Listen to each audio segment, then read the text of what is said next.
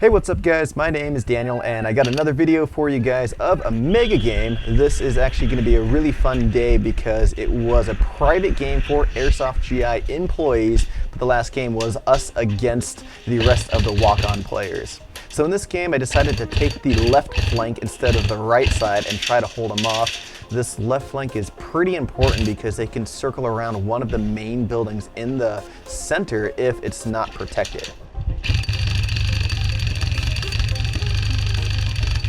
So one of the great things about working at Airsoft GI is we all love Airsoft and a lot of us actually play. So we actually do monthly private games at SE Village for employees only and a few VIP customers. So it's really great to actually get some stress off and play with some friends. So what you guys are going to be seeing me do a lot in this video is playing around with the angles, and another term is pieing the corners, where what you see me doing here is shooting at guys on the far right, and I'm not exposing myself any further than what I need to.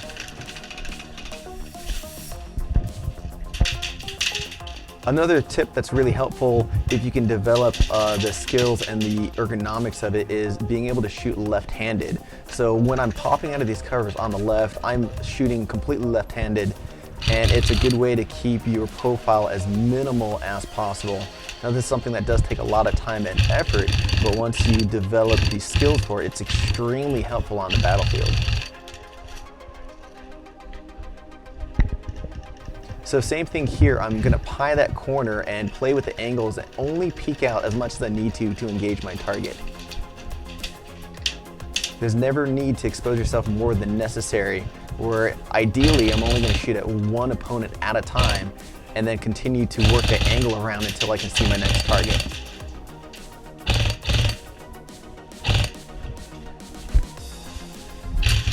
So that right there was a crossover from shooting left to right-handed. And if I didn't mention before, today I'm using one of our G4 customs. This gun is completely stock with the exception of a Miracle Barrel and just rocking solid all day long. It is a pneumatic blowback, which is why you see that bolt jumping back and forth.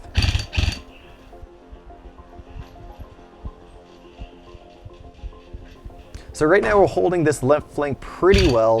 They're pushing mostly on the right, but that's going to change. They're going to hit that left flank pretty hard soon, and things are going to change a bit.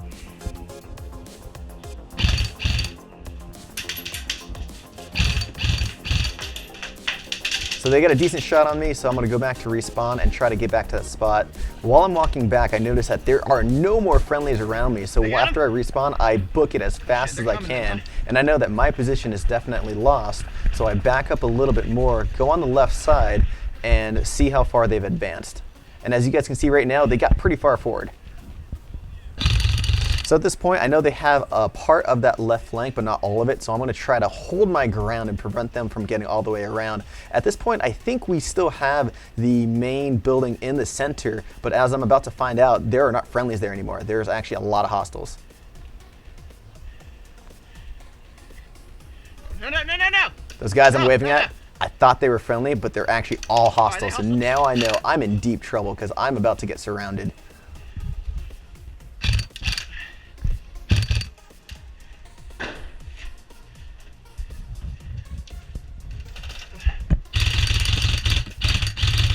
That right there was probably my best moment of the day, able to take out 3-4 guys almost instantly because they didn't know I was there quite yet. This guy tries to make a run for it, and I'm not going to let that happen. So now I know that the center building is full of hostiles. I want to keep fire in there so they don't get all the way around me, and that's why I'm jumping back and forth, shooting right-handed to that center building and now left back into this alley. Now thankfully I have really good cover, and because my profile is so low shooting left-handed, they can't get a clean shot on me, and I'm able to send rounds down range and keep them back for a while.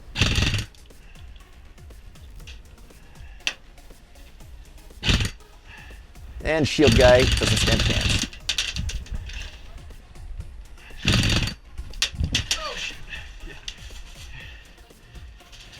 So another thing you guys can do on the field is take advantage of every opportunity possible. I noticed there's a small hole through this wood that I can safely peek through.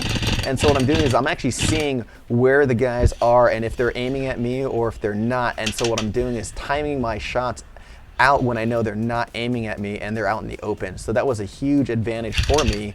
I'm not going to shoot through that hole because that would be considered blind firing, but there's no problem with looking through it.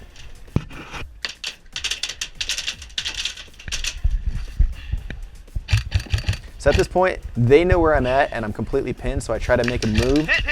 And there was a guy in the back behind me that I missed.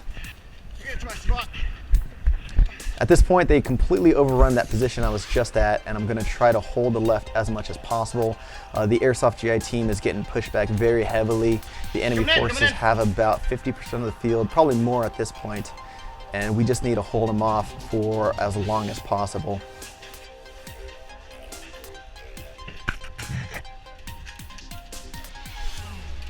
Now this was a really nerve-wracking experience because every time I respawned, the game was completely different because they moved up so much further that I had to figure out where they were and re-engage.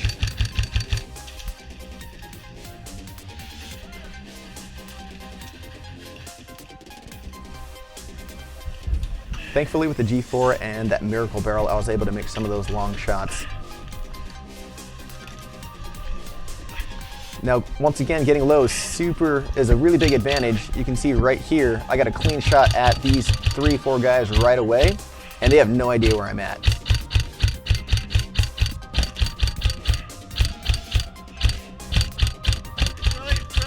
Really? You want to call?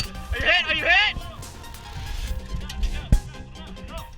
You saw there on the right, they're even trying to throw grenades at me. So I ran out of ammo there, and instead of staying out exposed, I jumped back into cover to reload, and I feel that's something that's always important. Find cover before you reload to make sure that you're safe. Hit! Eventually they wise up and shoot under the car just like me and shoot me in the feet, and I'm out. All right, so we are completely losing that left flank and the middle. We're getting pushed back really, really hard. This was really close to the spawn. And the bad guys are already here.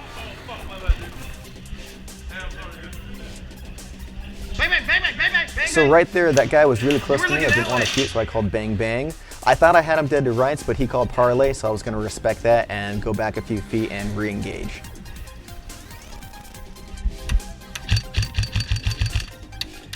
Now what you guys are about to see is a good example of pieing the corner. I know there's a lot of guys around this corner, especially after that kid there. So I'm gonna continuously suppress on semi, mainly because I know they're close, and I'm gonna pie this corner very slowly, suppressing them until I get a better angle on them. And that's almost a suicide move because I knew there were more guys than I can handle, but I was still able to get 2 of them, but that's a good example of pieing that corner.